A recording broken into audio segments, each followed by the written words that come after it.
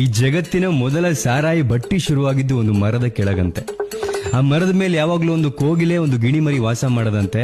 ಆ ಮರದ ಕೆಳಗೆ ರಾತ್ರಿ ಹೊತ್ತು ಒಂದು ಸಿಂಹ ಮತ್ತು ಒಂದು ಹಂದಿ ಮರಿ ಬಂದು ಮಲ್ಗೋದಂತೆ.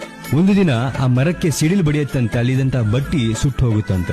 ಅಲ್ಲಿ ಹೊತ್ಕೊಂಡಂತಹ ಬೆಂಕಿಗೆ ಅಲ್ಲಿದ್ದಂತಹ ಕೋಗಿಲೆ, ಗಿಣಿ, ಸಿಂಹ ಮತ್ತು ಹಂದಿ ಸತ್ತು ಹೋಗುತ್ತೆ. ಆದರೆ ಅವುಗಳ ಆತ್ಮ ಶಾಶ್ವತವಾಗಿ ಸಾರಾಯಿ ಒಳಗಡೆ ಪ್ರವೇಶ ಮಾಡುತ್ತಂತೆ. ಸೊ ಹಾಗಾಗಿ ಒಬ್ಬ ಮನುಷ್ಯ 2 ಪೆಗ್ ಸಾರಾಯಿ ತಗೊಂಡ ತಕ್ಷಣ ಅದರೊಳಗಡೆ ಇದ್ದಂತಹ ಕೋಗಿಲೆಯ ಆತ್ಮ ಆಕ್ಟಿವೇಟ್ ಆಗಿ ಮಧುರವಾಗಿರೋ ಮಾತುಗಳು ಬರುತ್ತಂತೆ, ಸಂಗೀತ ಬರುತ್ತಂತೆ. 3 ಪೆಗ್ ಹಾಕಿದ ತಕ್ಷಣ ಗಿಣಿಮರಿಯ ಆತ್ಮ ಆಕ್ಟಿವೇಟ್ ಆಗಿ ಒಂದೇ ಮಾತನ್ನ ವಟ ವಟ ವಟ ಅಂತ ಮಾತಾಡ್ತಾರಂತೆ. ಅದೇ 4 ಪೆಗ್ ಹಾಕಿದ್ಮೇಲೆ ಸಿಂಹದ ಆತ್ಮ ಆಕ್ಟಿವೇಟ್ ಆಗಿ ಏರಿಯಾಗೆ ನಾನೇ ಡಾನು ಅನ್ನೋ ತರ ಓಡಾಡ್ತಾರಂತೆ.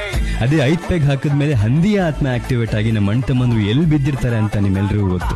ಈ ಕಥೆಯನ್ನ ಯಾರ್ಯಾರಲ್ಲಿ ಆತ್ಮಗಳು ಬಂದು ಹೋಗಿರೋದನ್ನ ನೀವು ನೋಡಿದಿರೋ ಅವ್ರಿಗೆ ಶೇರ್ ಮಾಡಿ. ಮನುಷ್ಯರ